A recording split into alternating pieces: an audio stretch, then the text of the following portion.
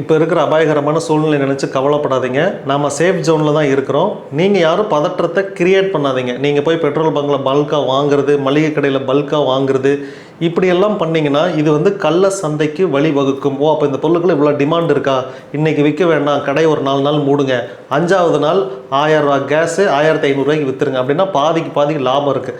அப்படிங்கிறப்ப இவங்க 4 நாள் டிமாண்ட் பண்ணுவாங்க. நீங்கள் இப்படியெல்லாம் போய் வைக்கிற மாதிரி மொச்சிங்கன்னா அவங்க இதை வச்சு பணத்தை சம்பாதிப்பாங்க. இந்த தவறு யாரும் பண்ணாதீங்க. 2வது, கச்சா எண்ணெய் வந்து ரஷ்யா, சீனா, இந்தியா இந்த கப்பல்களை நாங்கள் அனுமதி பண்ணி ஈரானே அறிவிப்பு கொடுத்துட்டாங்க. 2வது, ரஷ்யா கிட்ட இருந்து வாங்கிக்கலான்னு அவருமே சொல்லிட்டார். அமெரிக்காவிலுமே நமக்கு பெரிய பிரச்சனை இல்லை, இந்தியாவுக்கு எந்த பிரச்சனையுமே இல்லை. இது வந்து ஒரு டிராஃபிக்காக இருந்தங்காட்டி அவங்க மற்ற நாடுகள் கப்பல்கள் எல்லாமே நிறுத்திட்டாங்க. இந்த நாடு கப்பல் வந்து நம்ம கப்பல் டிராஃபிக்கில் நிற்குது, லேட்டாக வரும், இவ்வளோதானே ஒழிய பிரச்சனைங்கிற அளவுக்குலாம் இன்னும் போகவே இல்லை, போகவும் போகாது. 2வது, தமிழ்நாட்டில் எலெக்ஷன் வருது.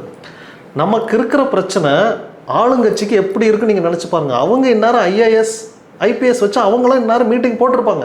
என்ன பண்ணலாம், எலெக்ஷன் வருது, இப்படி ஒரு பிரச்சனையை மக்கள் ஃபேஸ் பண்ணாங்கன்னா நாம் எப்படி ஜெயிக்க முடியும்னு இது அவங்களுக்கே இது அவ்வளோ ப்ரெஷர்.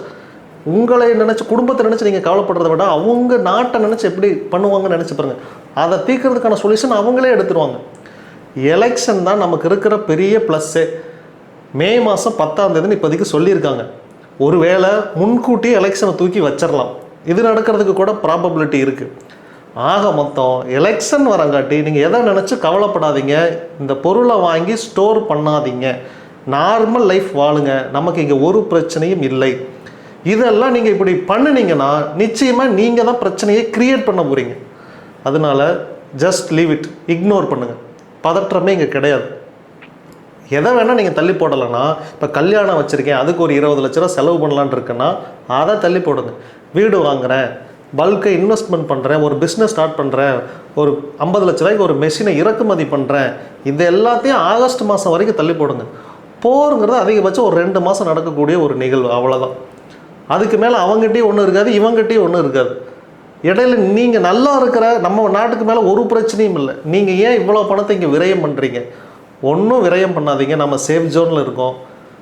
கிரக ரீதியாகவும் இங்கே ஒன்றும் இந்தியாவுக்குன்னு பெரிய ஆபத்தெல்லாம் ஒன்றும் இல்லை, நீங்கள் கிரியேட் பண்ணாத வரைக்கும்.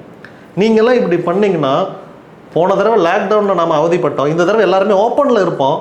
வண்டியில் பெட்ரோல் இருக்காது, சந்தைக்கு எந்த லாரியும் வராது, எந்த லாஜிஸ்டிக்ஸுக்கும் வண்டி போகாது. நீங்கள் கம்பெனியில் கூட்ஸு, நான் திருப்பூர்காரன் கூட்ஸ் மேனுஃபேக்சர் பண்ணி வச்சுருக்கேன்னா வண்டி எந்த கூட்ஸ் எதுவும் வெளியே போகாது, ஷிப்மெண்ட் எதுவும் போகாது. அங்கே கப்பல் நிற்குது, ஒன்றும் பண்ண முடியாது. யூரோப் கண்ட்ரிஸுக்கு நாங்கள் கூட்ஸ் அனுப்ப முடியாது. 2வது, நீ வேலைக்கு வரணும்னா உனக்கு பெட்ரோல் வேணும், அந்த பெட்ரோல் இல்லைன்னு நீ வர முடியாது. நான் காரில் வரணுனாலும் எனக்கும் பெட்ரோல் வேணும். அரசியல் அதிகாரிகளுக்கும் இது வேணும்.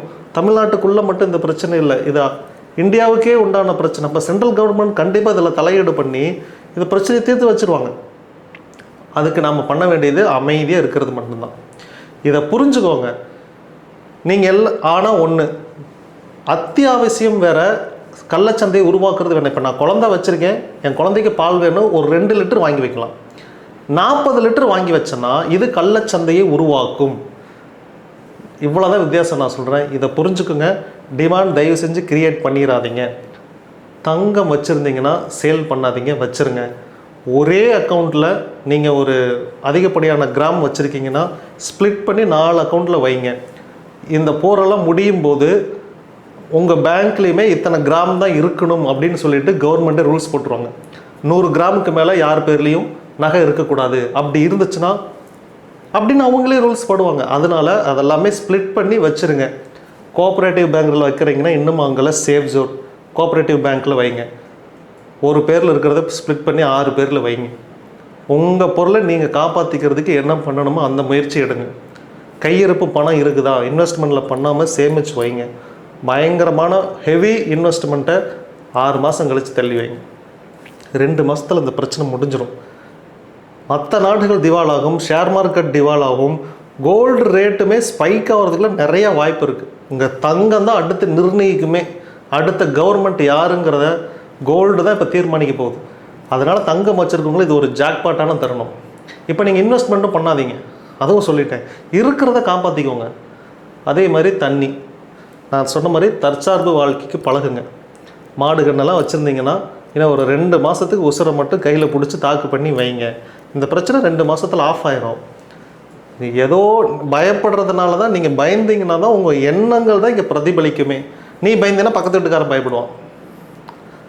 பயப்படாதீங்க, இங்கே ஒன்றும் நடக்கலை, நடக்கவும் போகிறதில்ல. எல்லாமே சேஃப் ஜோனில் இருக்கும். அதையும் மீறி கடவுள் இருக்கார். கிளைக்கிற சிதறு இது எல்லாத்தையும் பார்த்துட்டு தானே இருக்கார். கடவுள் மக்களுக்கு ஒரு நல்ல வழி காட்டுவார். நம்பிக்கையாக இருங்க.